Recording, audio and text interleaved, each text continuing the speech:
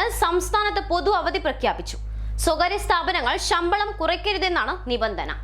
അവധി ദിനത്തിൽ വേതനം നിഷേധിക്കുകയോ കുറവ് വരുത്തുകയോ ചെയ്യരുതെന്നും ഉത്തരവിൽ പറയുന്നു. ലോക്സഭാ തെരഞ്ഞെടുപ്പ് നടക്കുന്ന സാഹചര്യത്തിലാണ് ഈ ഒരു തീരുമാനം. കേരളത്തിലെ 20 ലോക്സഭാ മണ്ഡലങ്ങളിലേക്കുള്ള വോട്ടെടുപ്പാണ് നിശ്ചയിച്ചിരിക്കുന്നത്. ഏപ്രിൽ 26-നാണ്. ഈ സാഹചര്യത്തിലാണ് സംസ്ഥാനത്തെ സർക്കാർ ഓഫീസുകൾ, വിദ്യാഭ്യാസ സ്ഥാപനങ്ങൾ എന്നിവയടക്കം എല്ലാ സ്ഥാപനങ്ങൾക്കും പൊതു അവധി പ്രഖ്യാപിച്ചത്. വാണിജ്യ സ്ഥാപനങ്ങൾക്ക് ശമ്പളത്തോടു കൂടിയുള്ള അവധിയാണ് പ്രഖ്യാപിച്ചിരിക്കുന്നത്. കൊമേഴ്ഷ്യൽ എസ്റ്റാബ്ലിഷ്മെന്റ് ആക്ടിന് പരിധിയിൽ വരുന്ന സ്വകാര്യ സ്ഥാപനങ്ങൾ, സ്വകാര്യ വ്യവസായ കേന്ദ്രങ്ങൾ തുടങ്ങിയിടയിൽ അവധി പ്രഖ്യാപിക്കുന്നതിന് ലേബർ കമ്മീഷൻ ആവശ്യമായ ക്രമീകരണങ്ങൾ ഏർപ്പെടുത്തണം.